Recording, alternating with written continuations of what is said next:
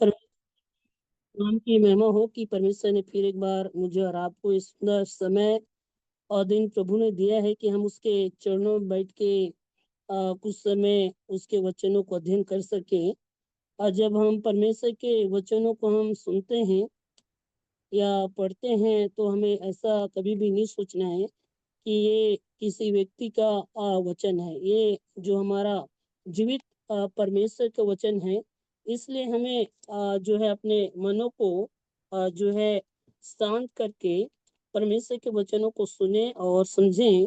और जो कुछ इस अध्याय से, इन आयतों से हमें शिक्षा मिलता है उसको अपने जीवन में लागू करें। और जब हम याकूब के पत्री 1 अध्याय से हमने 18 आयत तक अध्ययन किए अभी तक, और जो कि चौथा भाग है आज। तो आज हम 1 अध्याय का 19 से जो है 27 आयत तक हम जो है अध्ययन करेंगे परमेश्वर के वचन से। इसलिए मेरे प्रियो, मैं और आप ध्यान से हम परमेश्वर के वचनों को सुने। आइए हम परमेश्वर के वचन को पढ़ेंगे। याकूब 1 अध्याय का 19 से हम लोग 21 आयत तक अध्ययन करेंगे। पहले, हे मेरे प्रिय भाइयों, यह बात तुम जान लो, हर एक मनुष्य सुनने के लिए तत्पर और बोलने में धीरे और क्रोध में धीमा हो, क्योंकि मनुष्य का क्रोध परमेश्वर के धर्म का निवारण नहीं कर सकता। इसलिए सारी मलिनता और बैर भाव की बढ़ती को दूर करके उस वचन को नम्रता से ग्रहण कर लो जो हृदय में बोया गया और जो तुम्हारे प्राणों का उद्धार कर सकता है। परमेश्वर की नाम की महिमा हो इस वचन पढ़े के जाने के द्वारा। इस जो हमने अभी पढ़े हैं, इसमें विशेष करके 3 बातों को यहाँ पे देख सकते हैं। पहला कहता है, हे मेरे प्रिय भाइयों, यह बात तुम जान लो, हर एक मनुष्य सुनने के लिए तत्पर। मतलब परमेश्वर के जो वचन है उसको हम सुनने के लिए हर हमेशा तत्पर होना चाहिए। और जो कोई परमेश्वर के वचन को सुनते हैं उनको जरूर प्रभु आशीष देता है। लेकिन आज जो है सबसे दुख का बात क्या है, लोग बोलना चाहते हैं, सुनना नहीं चाहते हैं। ये सबसे गड़बड़ है। कई लोगों को हम देखते हैं चर्च में, तो जब गाना आराधना हो जाता है उसके बाद संदेश का समय आता है तो कई लोग उठ के चले जाते हैं, या तो कोई लोग सोना चालू कर देते हैं, कई लोग ऊँगना चालू कर देते हैं, कई लोग को तो यहाँ तक होता है नाक बाजना भी चालू हो जाता है। इसलिए मेरे प्रियो, जब परमेश्वर के वचन खुलते हैं और जब परमेश्वर के वचनों को कोई भी परमेश्वर के वचन से बोलते हैं तो सुनने के लिए जो है तत्पर होना चाहिए। और इसलिए यहाँ पे कहता है, हे मेरे प्रिय भाइयों, यह बात तुम जान लो, हर एक मनुष्य सुनने के लिए तत्पर और बोलने में धीर और क्रोध में धीमा हो। ये 3 बात यहाँ पे कहता है। मेरे और आपके जीवन में ये बात लागू होता है। हमें कभी भी जो है परमेश्वर के वचन हो या कुछ भी बात हो, उसको सुनने के लिए हमें तत्पर होना चाहिए। क्या है, सुनने से शिक्षा प्राप्त होता है, जिससे हम जानकारी प्राप्त कर सकते हैं। लेकिन अभी अभी क्या हो गया है, लोग जो है बोलना ज्यादा पसंद करते हैं, सुनना कई लोग पसंद नहीं करते। इसलिए मुझे और आपके जीवन में एक बात होना चाहिए कि हमें परमेश्वर के वचनों के अनुसार जीवन जीना है, तो सुनने पर क्या होना चाहिए, तत्पर होना चाहिए। लेकिन कई लोग क्या करते हैं, बोलने के लिए तत्पर रहते हैं। हमें सुनने के लिए तत्पर होना चाहिए। और कई लोगों को आप कुछ भी परमेश्वर के वचन से बोलने के लिए दो, या गवाही देने के लिए गवाही देने के लिए बोलो, या कुछ भी, तो वो लोग आधा घंटा टाइम मिलता है उसको, वो 1 घंटा या 40 मिनट इस प्रकार के टाइम कर देते हैं। मैं हमारे भी कलीसिया में भी कई सारे भाई बहन आते हैं, तो उनको कुछ बोलने के लिए दो तो उनको 30 मिनट का समय मिला रहता है, वो 40 50 कभी कभी या जो है 1 घंटा भी समय ले लेता है। ऐसा कभी भी नहीं होना चाहिए। हमें हर हमेशा सुनने के लिए तत्पर होना चाहिए, क्योंकि परमेश्वर का वचन है। और जो परमेश्वर के वचनों को सुनते हैं उनको जरूर प्रभु जो है आशीष देता है। एक मनुष्य के जीवन में होने वाली तीन मुख्य जो बात है यहाँ पे बताया है, जो विषय है आपको बताता है, सुनने के लिए तत्पर और बोलने में धीरे और क्रोध में धीमा। और परमेश्वर का शब्द सुनने के लिए अविश्वासी हमेशा तैयार होना चाहिए। इसलिए मेरे प्यो, परमेश्वर के शब्द सुनने के लिए एक मसीह भाई बहन हर हमेशा तैयार होना चाहिए। और जो परमेश्वर के वचन को सुनते हैं वाकई में वो बुद्धिमान होता है। तो यहाँ पे जो है एक मैं आप लोग रेफरेंस को लिख सकते हैं। और भाई लोग अगर आप लोगों को समय मिलता है तो बाइबल खोल के पढ़ भी सकते हैं। अब जब हम यहाँ पे पढ़ते हैं पहला राजा 8 के जो है 32 से 33 में, तो यहाँ पे प्रार्थना करता है और कहता है कृपा से मेरी प्रार्थना को सुन ले। मेरे प्यो, परमेश्वर हमारा भी प्रार्थना को सुनने वाला है और कृपा से। लेकिन मुझे और आपको भी परमेश्वर के वचनों को हम ध्यान पूर्वक सुनना चाहिए। इसलिए मती में हम पढ़ते हैं, मती 17 का 5 में, प्रभु के बातों को मन से सुनना है। जो प्रभु जो कुछ हमें अपने वचन से सिखाते हैं या परमेश्वर के वचन से हम सीखते हैं प्रभु के वचन को, तो हमें जो है मन से सुनना चाहिए। कई लोग क्या करते हैं, उनका मन या ध्यान कहीं और लगा रहता है। ऐसा हमारे जीवन में नहीं होना चाहिए। जब हम परमेश्वर के वचन को अध्ययन करते हैं या पढ़ते हैं या परमेश्वर के उपदेशों को हम सुनते हैं, तो हमें मन से दिल से सुनना चाहिए।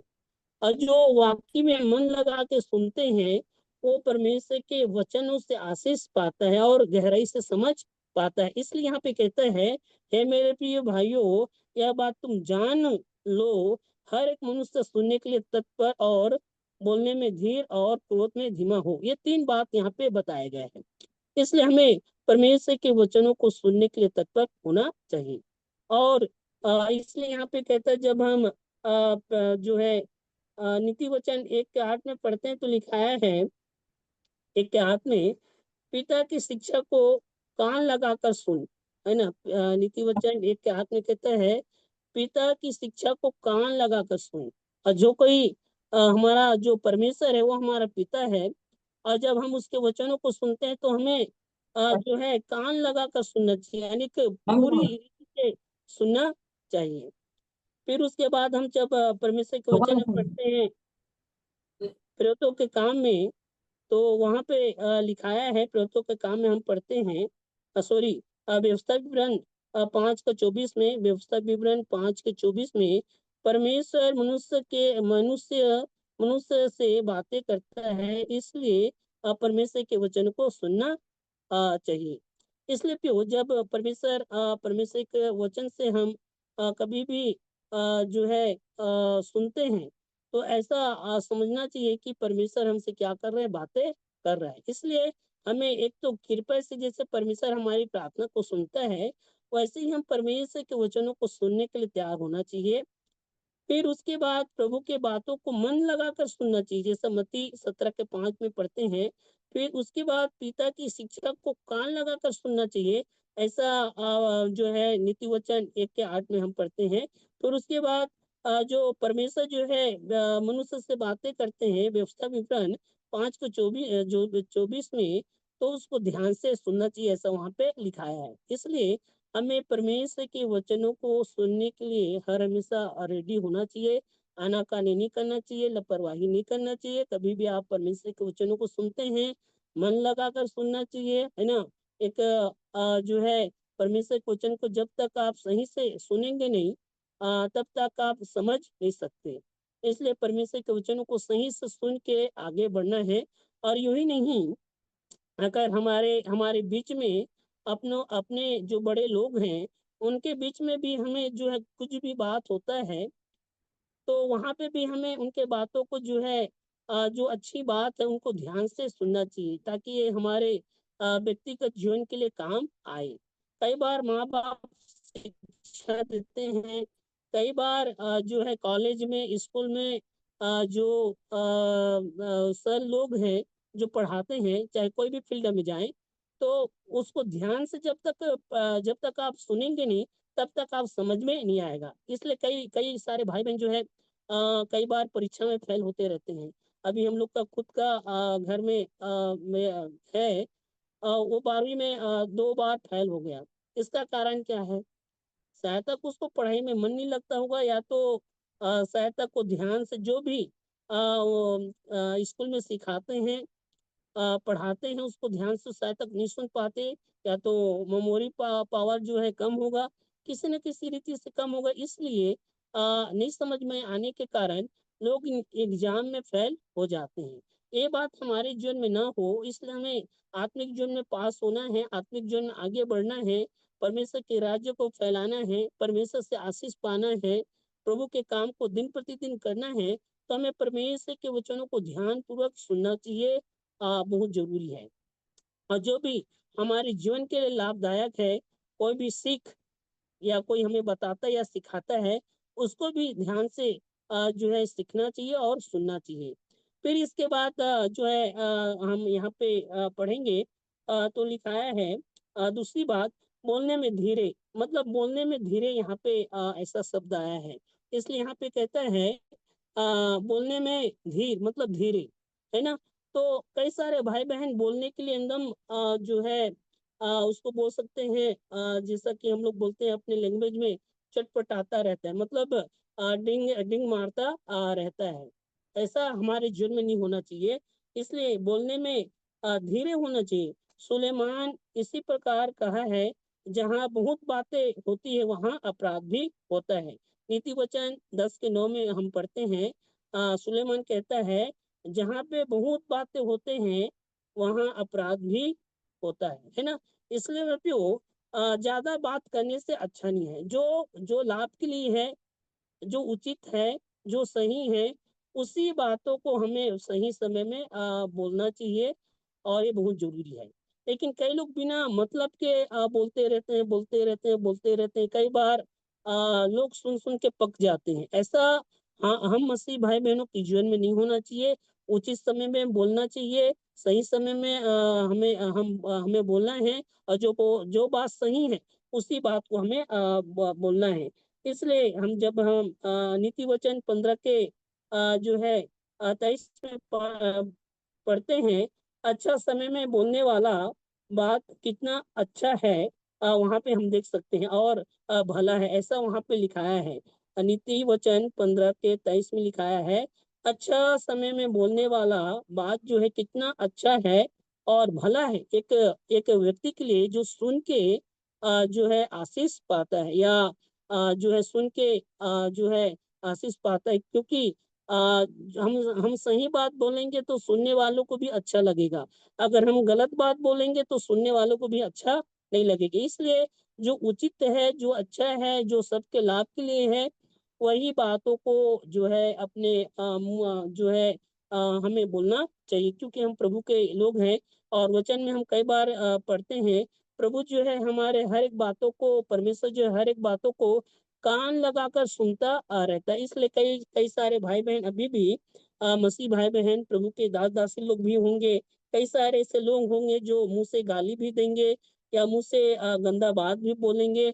लेकिन मेरे प्यो, हम जब प्रभु के लोग हैं, तो हमारे मुंह से कभी भी ऐसा बात नहीं निकलना चाहिए जिसके द्वारा हमें लेखा देना पड़े, और जिसके द्वारा हम दोषी ठहरे।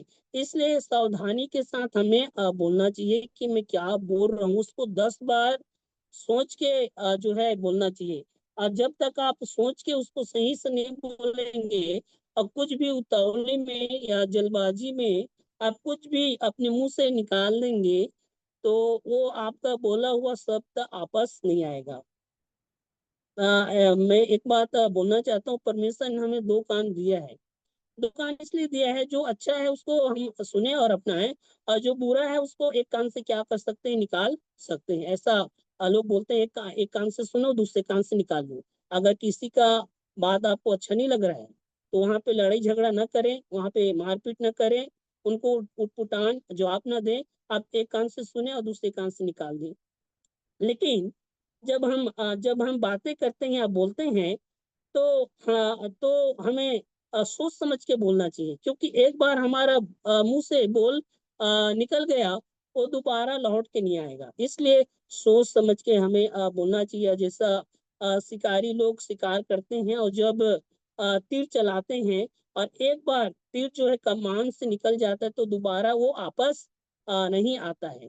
इसलिए मेरे प्रियो, मेरे और आपके भी जीवन में इस बात को हमें हर हमेशा सोचना चाहिए और ध्यान देना चाहिए कि हमें जो है ज़्यादा बक-बक या ज़्यादा बात करना अच्छा नहीं है परमेश्वर के वचनों के अनुसार। इसलिए हमें जो है शांतिपूर्वक सही समय में बोलना चाहिए, क्योंकि मनुष्य जो कुछ बोता है वही वो काटेगा। इसलिए एक मनुष्य जो कुछ बोता है वही वह जो है काटेगा। इसलिए परमेश्वर के वचन में हम इसको स्पष्ट पढ़ते हैं। फिर यहाँ पे जब हम पढ़ेंगे तो लिखाया है,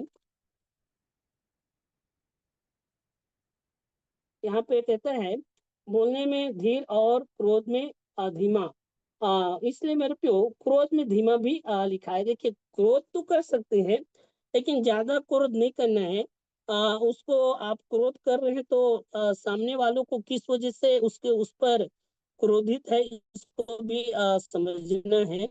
और बिना मतलब का क्रोधित नहीं है। कैन भी क्रोध कैन के विषय में पढ़ते हैं तो कैन ने क्रोध किया और वो क्रोध करके अपने जो है सगे भाई को क्या कर दिया, मार दिया। वो इस प्रकार के पाप में गिर गया। हम उत्पत्ति में हम जब इस बात को अध्ययन करते हैं तो ये जो कैन के जीवन में बहुत एक क्रोध था, और क्रोध में आके उन्होंने क्या कर दिया, अपने भाई की ही हत्या कर दिया। ऐसा मेरे और आपके जीवन में नहीं होना चाहिए। आज ही मैं एक न्यूज पढ़ रहा था यूपी का। जो है लोग क्रोध में आके कुछ भी कर देते हैं।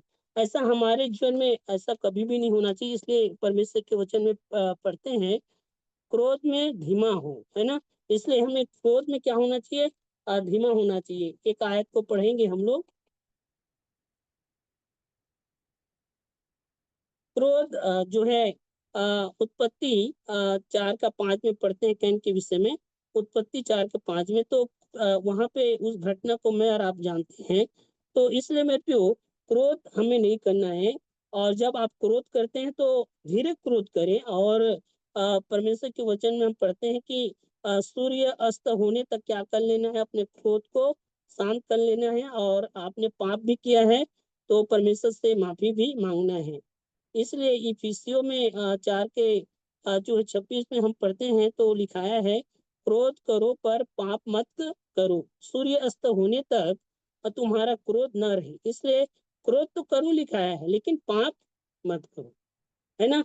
हम प्रभु यीशु से भी एक बार यरूशलेम में लोग जो है बिजनेस बना रहे लिए थे परमेश्वर के मंदिर में। बहुत सारा ऐसा जीव जंतु को लेके वहां पे बेच रहे थे। लेकिन वहां पे भी प्रभु यीशु मसीह क्रोधित हुआ और सबको क्या कर दिया, वहां से निकाल दिया। तो हम क्रोधित तो हो सकते हैं, लेकिन पाप हमें नहीं करना चाहिए। क्योंकि पाप पाप करेंगे तो इसका जो है पाप का जो दंड है उसको भुगतना पड़ेगा। इसलिए हमें पाप नहीं करना। जैसा कि कैन ने पाप किया, क्रोध किया और उसके द्वारा पाप किया, और इसलिए क्रोध के लिए मुझे और आपको धीमा होना चाहिए। और जैसा कि हम परमेश्वर के वचन में पढ़ते हैं, इंसान का 2 कान ऐसा अभी मैं बता रहा था, लेकिन मुंह एक है। इंसान का 2 कान है लेकिन मुंह एक है। इसलिए हम एक कान से सुन सकते हैं, दूसरे कान से निकाल सकते हैं, लेकिन मुंह से जो जो बोलते हैं वो दोबारा आपस नहीं आएगा। इसलिए मेरे प्यो, सोच समझ के बोलना भी है और क्रोध में धीरे होना चाहिए। इसलिए क्रोधित नहीं होना है। अगर आप परिवार में कलिसिया में जब रहते हैं या जीवन जीते हैं तो इस बात को हर हमेशा याद रखना, क्रोध करेंगे तो लड़ाई बढ़ेगा।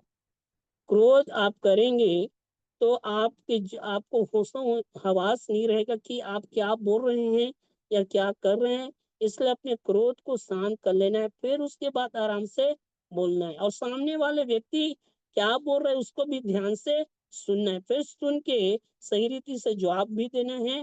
फिर जवाब देके जो है हमें क्रोध से जवाब नहीं देने, बल्कि शांतिपूर्वक जवाब देना है। इसलिए परमेश्वर के वचन में यहाँ पे हम पढ़ते हैं तो 19 आयत में तीनों बात को लिखाया है। मेरे प्रिय भाइयों, यह बात तुम जान लो, हर एक मनुष्य सुनने के लिए तत्पर और बोलने में धीर और क्रोध में धीमा हो, क्योंकि मनुष्य का क्रोध परमेश्वर के धर्म का निर्वहन नहीं कर सकता। मतलब परमेश्वर के जो राज्य है उसको आगे नहीं फैला सकता क्रोध के द्वारा। देखिए कैन के विषय में पढ़ते हैं, तो कैन ने क्रोध किया और क्रोध के कारण पाप भी किया। ऐसे ही कई सारे ऐसे लोग हैं जो कि क्रोध के द्वारा परमेश्वर को अप्रसन्न करते हैं, क्योंकि वो पाप करते हैं। इसलिए मेरे और आपके जीवन में क्रोध में धीमा होना चाहिए। कई बार परिवार में भी यह लड़ाई इसलिए बढ़ता है, अब परिवार में कलीसिया में लड़ाई इसलिए बढ़ जाता है, कोई किसी को शांत रहना पसंद नहीं है। कई लोग अच्छा से शांति के साथ बोलते हैं और शांति के साथ सुन के चुपचाप रहते हैं, लेकिन कई सारे भाई बहन ऐसे रहते हैं, मुंह से जो भी आया वो बोलते रहते हैं, चाहे सामने वाला जो भी दुख पहुंचे या जो भी सोचे, फिर उसके बाद लड़ाई होगा, झगड़ा होगा, मारपीट होगा, तू मैं बे रे ऐसा चालू हो जाएगा। इसलिए हमें क्रोध नहीं करना चाहिए। इसलिए इन 3 बातों पे हमें ध्यान देना चाहिए। पहला जो है मैंने बताया, सुनने के लिए तत्पर, और बोलने में धीर, और क्रोध में भी धीर होना चाहिए। और जब ये आपके जीवन में तीनों चीज अच्छा है, सुनने के लिए तत्पर है, और बोलने में धीर है, और क्रोध में भी धीर है, तो वाकई में आपके जीवन से परमेश्वर प्रसन्न जरूर होगा। लेकिन आप सुनने में एकदम से आनाकानी करेंगे और बोलने में भी आप कुछ भी बोल देंगे, तो आपके जीवन से पाप होगा, और क्रोध भी आप करेंगे उसके द्वारा भी पाप होगा। इसलिए मेरे प्रियो, ये 3 बातों को हमें रोज इस संसार में जीवन जीते अपने परिवार में या कलिसिया में, तो ये 3 बात को हमें ध्यान देना है। एक तो जो है सुनने के लिए तत्पर होना चाहिए, और बोलने में धीर धीर, और क्रोध करने में भी धीर। ये तीनों बात हम हर रोज सुबह शाम दोपहर को, ये तीनों बात हमारे जीवन से जो है होता रहता है, घटना घटता है। इसलिए हम इसको व्यक्तिगत जीवन में ध्यान पूर्वक इस वचन के अनुसार जो सुने अभी, उसके अनुसार हमारा जीवन होना बहुत जरूरी है। अगर ऐसा नहीं है तो जरूर आप परमेश्वर के विरुद्ध पाप करेंगे। अगर आप परमेश्वर के वचन को मान लेते हैं तो समझिए आप परमेश्वर के वचनों के अनुसार आगे बढ़ सकते हैं। इसलिए प्रभु सहायता करे। और फिर उसके बाद हम 20 में भी 20 पढ़ेंगे तो लिखाया है, क्योंकि मनुष्य का क्रोध परमेश्वर के धर्म का निर्वहन नहीं कर सकता, इसलिए सारी मलिनता और बैर भाव की बढ़ती को दूर करके उस वचन को नम्रता से ग्रहण कर लो, जो हृदय में बोया गया और जो तुम्हारे प्राणों का उद्धार कर सकते हैं। अभी जो भी हम परमेश्वर के वचन से अभी अध्ययन कर रहे हैं, उसको हमें ध्यान पूर्वक सुन के अपने जीवन में लागू करेंगे, और जब हम ऐसा करते हैं तो जरूर हम परमेश्वर से आशीष पाएंगे। अब हम पढ़ेंगे, यहाँ पे जब हम पढ़ते हैं 22 और 23 और 24 आयत को पढ़ेंगे, परंतु वचन पर चलने वाले बनो, और केवल सुनने वाले ही नहीं, जो अपने आप को धोखा देता है। क्योंकि जो कोई वचन का सुनने वाला हो और उस पर चलने वाला ना हो, तो वह उस मनुष्य के समान है जो अपना स्वाभाविक मुंह दर्पण में देखता है। यहाँ पे भी एक विशेष बात बताया है। हम जो है प्रकाशित वाक्य में पढ़ते हैं, तो वहां पे लिखाया है, धन्य वे हैं जो सुनते हैं, धन्य वे हैं जो पढ़ते हैं, धन्य वे हैं जो अपने जीवन में परमेश्वर के वचन को लागू करता है।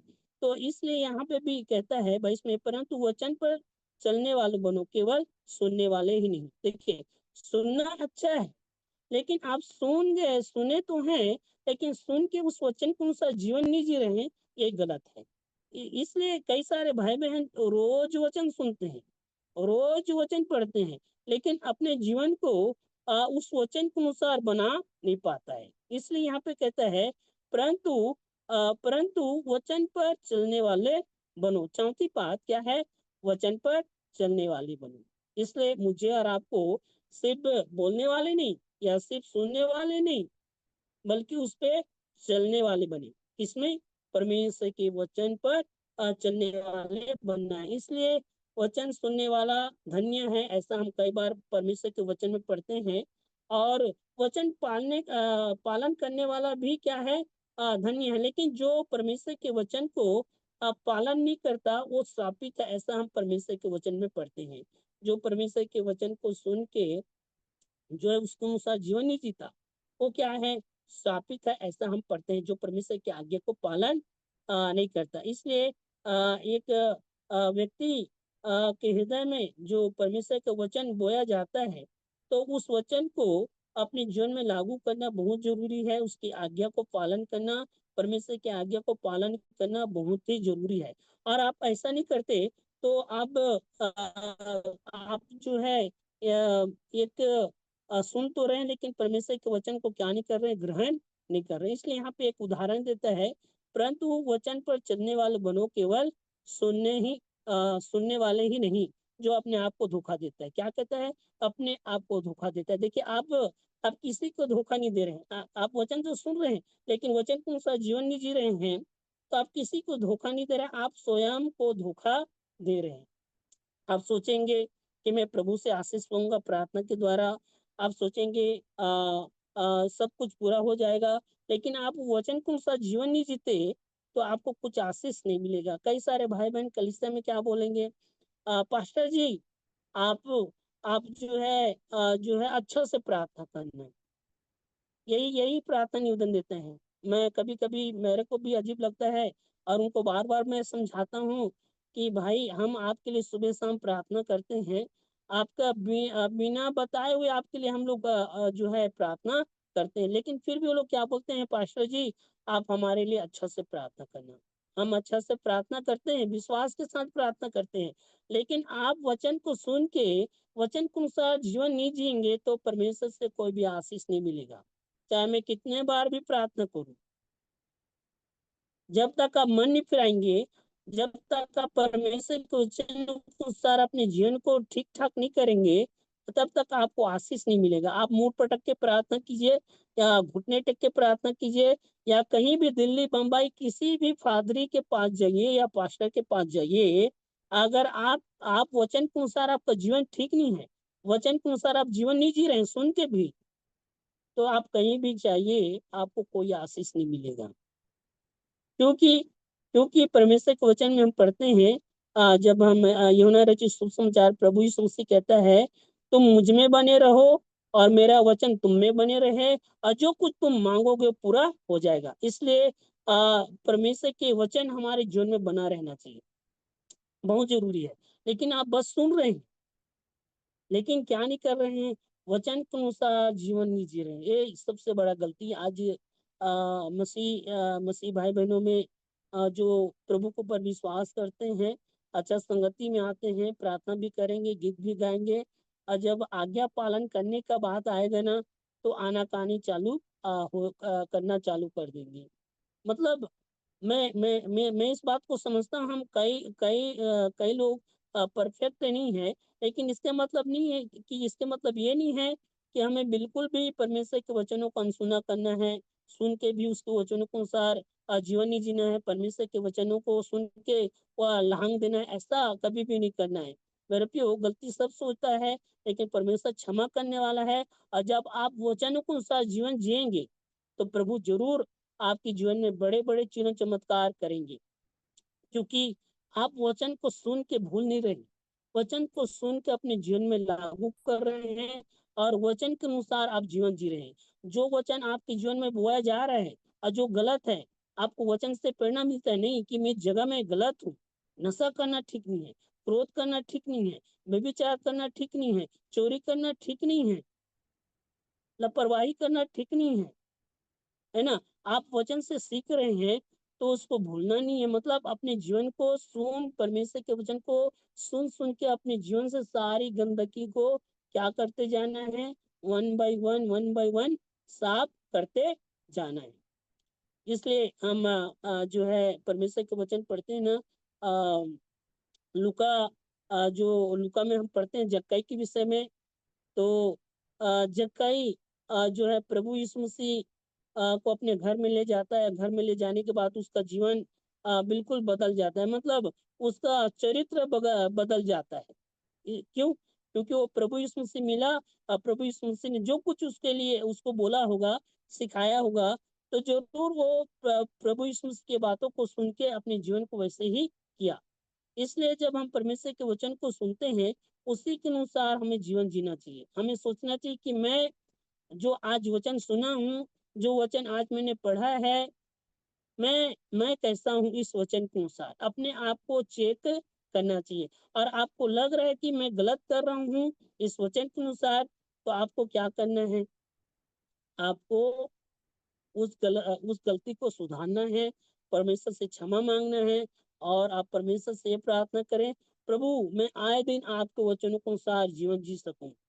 ऐसा बोल के प्रार्थना करना चाहिए, तो जरूर परमेश्वर आपके जीवन में कार्य करेगा। लेकिन आप वचन को सुन के भी आनाकानी करेंगे, अनदेखा करेंगे, तो आपको कोई आशीष नहीं मिलेगा। इसलिए यहाँ पे कहता है, परंतु वचन पर चलने वाले बनो, केवल सुनने वाले ही नहीं, जो अपने आप को धोखा देता है। इसलिए मेरे प्यो, आप वचन सुन रहे हैं लेकिन चल नहीं रहे, इसका मतलब क्या है?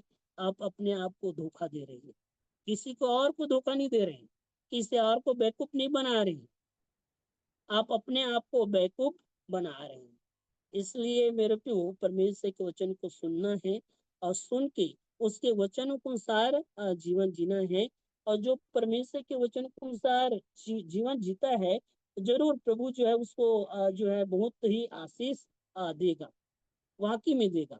लेकिन आप वचन के अनुसार आपका जीवन ठीक नहीं है, तो आप कहीं भी जाइए, और जैसा मैंने पहले बताया, मुड़ पटको या घुटने टेको, या जो है आप कोई भी कार्य करो, या किसी के भी पास जाओ, आपको छुटकारा आशीष नहीं मिलेगा, क्योंकि आपने परमेश्वर के वचन को सुन के अनसुना किए हैं। इस कारण आप मन नहीं फिरा रहे हैं, इस कारण आपकी प्रार्थना परमेश्वर नहीं सुनेगा। इसलिए हम परमेश्वर के वचन में पढ़ते हैं, परमेश्वर पापियों को प्रार्थना नहीं सुनता। आप संगति में जा रहे हैं, प्रार्थना कर रहे हैं, वचन पढ़ रहे हैं, सुन रहे हैं, लेकिन वचन के अनुसार आप अपने जीवन को क्या नहीं कर रहे हैं? तैयार नहीं कर रहे हैं, और इसलिए आप अपने आप को धोखा दे रहे हैं। इसलिए मेरे प्यो, सिर्फ सुनने वाले नहीं, लेकिन वचन के अनुसार चलने वाले बने। और जब आप वचन के अनुसार जीवन जिएंगे, प्रभु जरूर आशीष देगा। और अगर आप वचन को सुन के वचन के अनुसार जीवन नहीं जिएंगे, तो आप अपने आप को धोखा दे रहे हैं, आप अपने आप को बेवकूफ बना रहे हैं।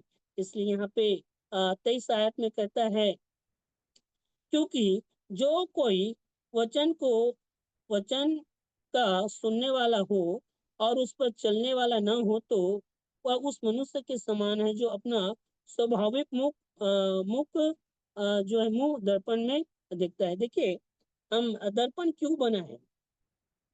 दर्पण इसलिए बना है कि हम अपने आप को सुधार सकें, हम अपने आप को देख सकें कि मेरा फेस कैसा है, मेरा बाल कैसा है, कंघी करूं या साफ करना है, या जो भी हो, हम आईना इसलिए देखते हैं ताकि हम अपने आप को, अपने फेस को, अपने बाल को सुधार सके। और आप आईना देख रहे हैं लेकिन अपने आप को नहीं सुधार रहे हैं, इसका मतलब क्या है? आप अपने आप को बेवकूफ बना रहे हैं। इसलिए यहाँ पे उदाहरण देते हैं, पुराना समय में शीशा का आईना नहीं रहता था। वो क्या करते थे, लोहा को या टिन को जो है, या स्टील्स को और अच्छे से जो है पोताई करके उस पे देखा जाता था। लेकिन उसमें ज्यादा धूल या उसको जंग लगने से वो खराब हो जाता है। इसलिए मेरे प्यो, आप जो है वचन तो सुन रहे हैं, वचन तो पढ़ रहे हैं, लेकिन वचन के अनुसार जीवन नहीं जी रहे हैं, तो समझिए आप अपने आप को साफ नहीं कर रहे हैं। आपके फेस में, आपके ऊपर गोबर लगा है, कीचड़ लगा है, गंदगी आपके ऊपर है। आईना देख लिए, आईना देख के चले गए, लेकिन अपने आप को सुधारे नहीं, तो क्या मतलब का? परमेश्वर का वचन एक हमारा जीवन के लिए एक आईना के समान है, जिससे हम अपने जीवन को क्या कर सकते हैं?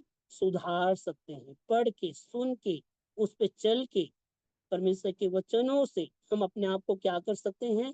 सुधार सकते हैं। मैं भी मैंने भी अपने जीवन में कई सारे गलतियां पाप किए हैं, कई सारे गंदा आदत मेरे जीवन में था। लोग समझाते थे, लोग बताते थे, लेकिन जब मेरे हाथों में परमेश्वर का वचन आया, जब मेरे कानों में परमेश्वर का वचन पहुंचा, तो मैंने उसको अनदेखा नहीं किया, अनसुना नहीं किया।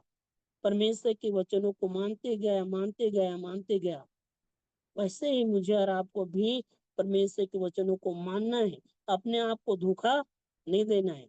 इसलिए 23 में कहता है, क्योंकि जो कोई उस वचन को सुनने वाला हो और उस पर चलने वाला ना हो, तो वह उस मनुष्य के समान है जो अपना स्वाभाविक मुंह मुंह दर्पण में देखता है, इसलिए कि वह अपने आप को देखकर चला जाता है और तुरंत भूल जाता है कि मैं कैसा था। आप आईना देखें, लेकिन आपका बाल इधर उधर है, आपके फेस में मिट्टी है, कीचड़ है, लेकिन आईना तो देख लिए, लेकिन अपने आप को साफ नहीं किए और चला गए। आप भूल गए कि मैं कैसा दिख रहा था। तो लोग क्या करेंगे? हंसेंगे बाहर में। क्यों हंसेंगे?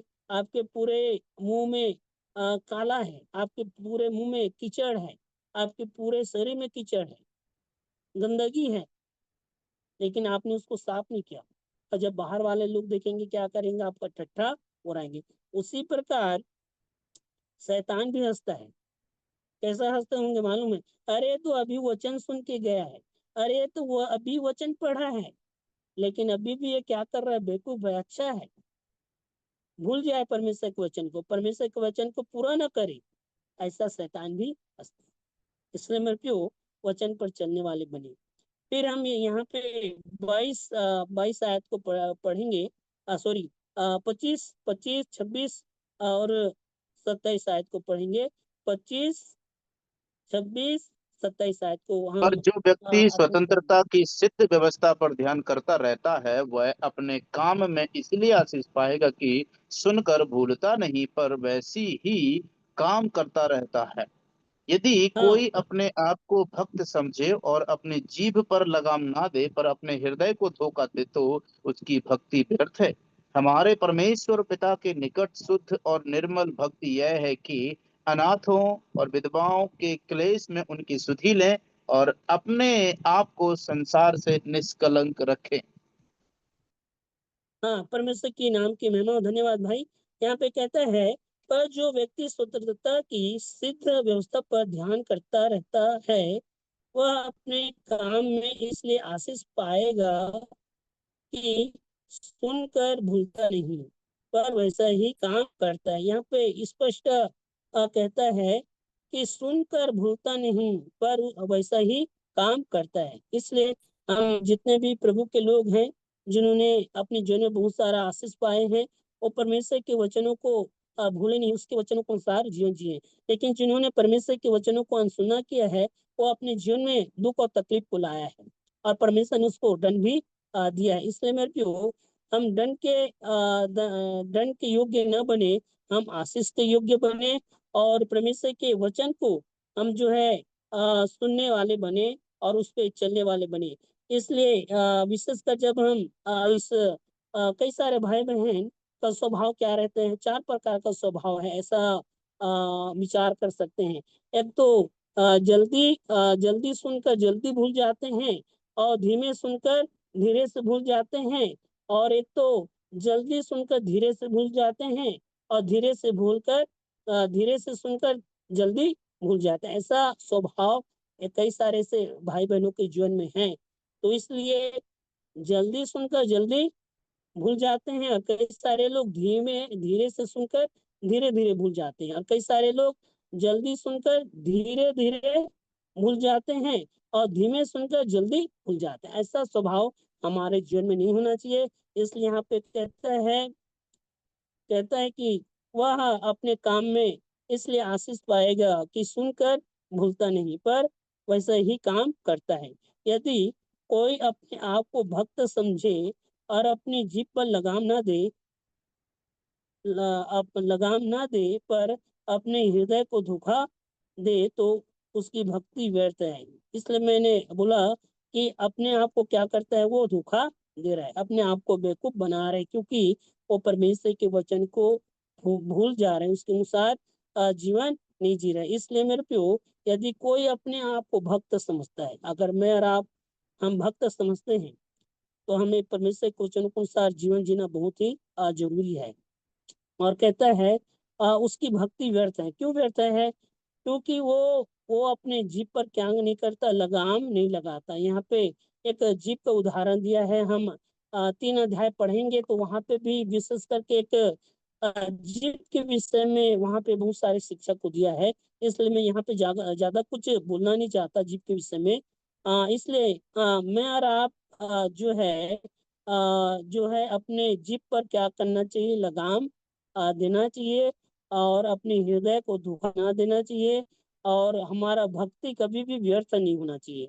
परमेश्वर हमारे परमेश्वर और पिता के निकट शुद्ध और निर्मलता भक्ति यह है कि अनाथों और विधवाओं के क्लेश में उसकी सुधि ले, और अपने आप को संसार से निष्कलंक रखें। यहाँ पे एक एक सहायता करने वाले जीवन, ऐसा यहाँ पे एक मसीह भाई बहनों के जीवन से देख सकते हैं। हालांकि लोग अन्य अन्य जाति लोग कुछ भी बोले, लेकिन मेरा और आपका जो कर्तव्य है, जो प्रभु ने मुझे और आपको सिखाया है, एक दूसरे के लिए प्रेम करना, एक दूसरे के हित के लिए सोचना, एक दूसरे के लिए मदद करना, वो हमें करते रहना है। इसलिए यहाँ पे 27 आयत में कहता है, हमारे परमेश्वर और पिता के निकट शुद्ध और निर्मल भक्ति क्या है कि अनाथों और विधवाओं के कलेश में उसकी सुधि ले, और अपने आप को संसार से निष्कलंक रखें। ये बहुत ही इम्पोर्टेंट है। इस संसार में जब हम जीवन जीते हैं तो निष्कलंक जो जो है रखना बहुत जरूरी है। क्योंकि इसलिए कि हम परमेश्वर के वचन को रोज सुनते हैं और रोज पढ़ते हैं, लेकिन सुन के पढ़ के भी हम दोषी ठहराए जाते हैं, हम पाप करते हैं, तो ये हमारे लिए वाकई में एक मूर्खता की बात है। इसलिए हम निष्कलंक जीवन जिए, और परमेश्वर के वचन जैसा कहता है वैसा जीवन जिएंगे तो जरूर प्रभु जो है मुझे और आपको आशीष देगा। हम दूसरी अध्याय को अध्ययन करेंगे। हमारे पास 15 मिनट है, तो दूसरा अध्याय को जब हम यहाँ पे अध्ययन करेंगे, दूसरा अध्याय आज जाते हैं। दूसरा अध्याय में ऐसा लिखाया है, हे मेरे भाइयों, हमारे महिमामय युक्ति प्रभु यीशु मसीह पर तुम्हारा विश्वास पक्षपात के साथ ना हो। यहाँ पे इस अध्याय में दो प्रमुख बातों को देख सकते हैं। एक तो पहला जो है पक्षपात। कई सारे भाई बहन अपने जीवन में क्या करते हैं, पक्षपात करते हैं, पर प्रभु के वचन को जानकर भी। और यहाँ पे उदाहरण दिया है। और पक्षपात करने वालों को प्रभु कभी भी पसंद नहीं करते, क्योंकि प्रभु ने भी हमारा पक्षपात नहीं किया है। क्योंकि हम उत्पत्ति में पढ़ते हैं कि परमेश्वर ने हम मनुष्यों को अपनी समानता में बनाया है।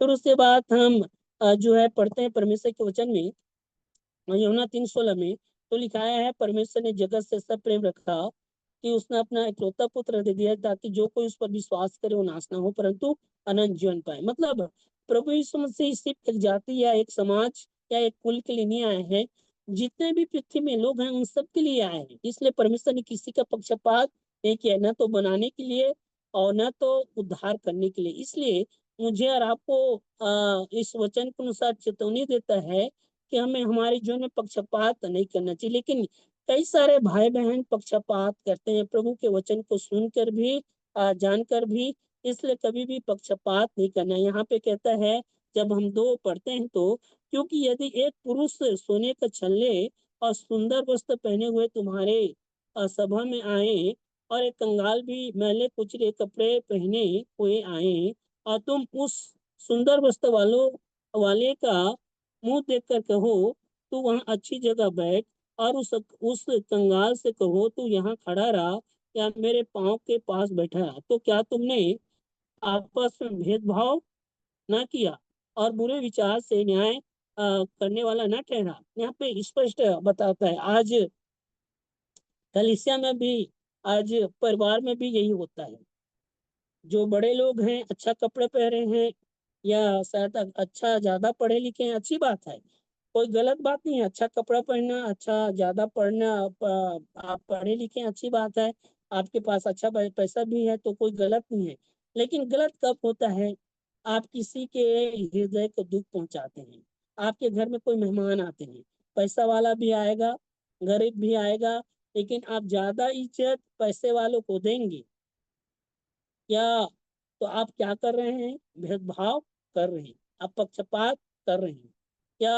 आप उन पर ज्यादा ध्यान नहीं देते, गरीब लोगों पर, तो आप क्या कर रहे हैं? आप पक्षपात भी कर रहे हैं। कल ही एक भाई जो परसों है, वो विश्वास में नहीं है, लेकिन उनके रिश्तेदार विश्वास में है।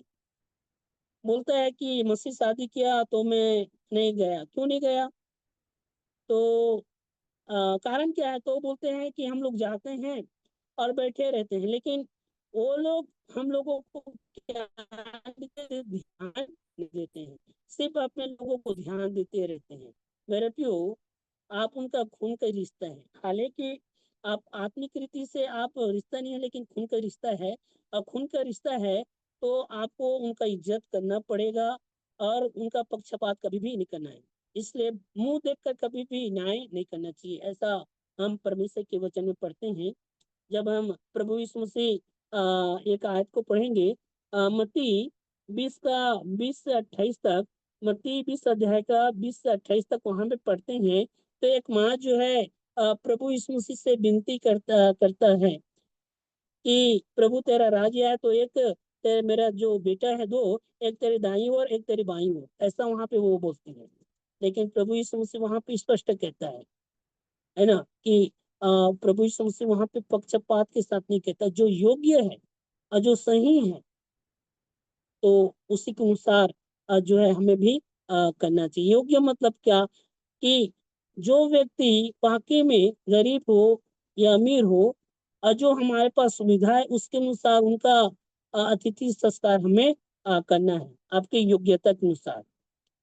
और मेरा और आपका काम ये नहीं है कि हम किसी को बुरा कहें या किसी को अच्छा कहें, किसी को सही जगह या कुर्सी में बैठाएं या किसी को नीचे बैठाएं। ये कई लोगों को अच्छा नहीं लगता। मेरे को भी जब मैं शुरू शुरू विश्वास में आया, तो कई लोग, मैं इसी बात को नोटिस करता हूँ और अभी भी करता हूँ, कि ऐसे कई लोग हैं जो अपने लोगों को सामने में बैठा देंगे, बाकी लोगों को ऐसे ही जमीन में बैठा देंगे। ये बात मेरे को सबसे बुरा लगता है। मेरे क्यों, हमें कभी भी इस प्रकार के काम नहीं करना चाहिए। हाँ, अगर कोई बुजुर्ग है तो बैठाने के लिए आप बैठा सकते हैं, लेकिन कभी कभी कई बार हम पक्षपात की जैसा कार्य करते हैं। ये कार्य हमारे जीवन में न हो, क्योंकि ये पाप है। और जब हम चेलों के विषय पढ़ते हैं, आप बाद में पढ़िएगा, जैसा मैंने बताया मत्ती 20 से 28 तक, और चेलों के विषय में पढ़ते हैं मरकुस 12 का 14 17 आयत। तो वहां पे भी चेलों का शिकायत हम देख सकते हैं कि स्वर्ग के राज्य में बड़ा कौन होगा, वहां ऐसा लिखा है। इसको हम पढ़ेंगे। आप निकालिए मरकुस 12 अध्याय।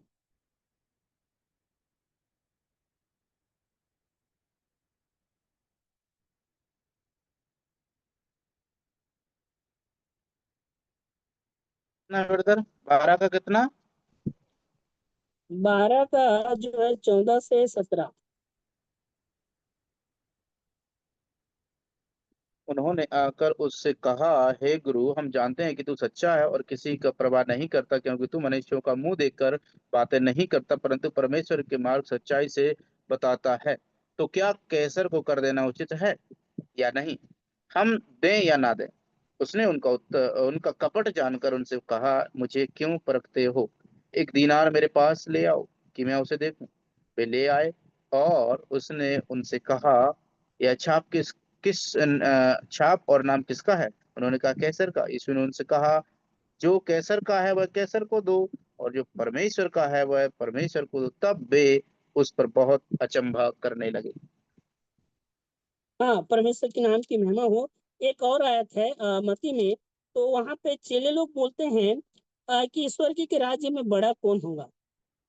तो वहां पे भी प्रभु यीशु मसीह एक सटीक जवाब देता है कि कहता है कि वहां पे कि अपने आप को बालकों के समान बनाओ, तब जाके तुम स्वर्ग के राज्य में प्रवेश करने पाओगे।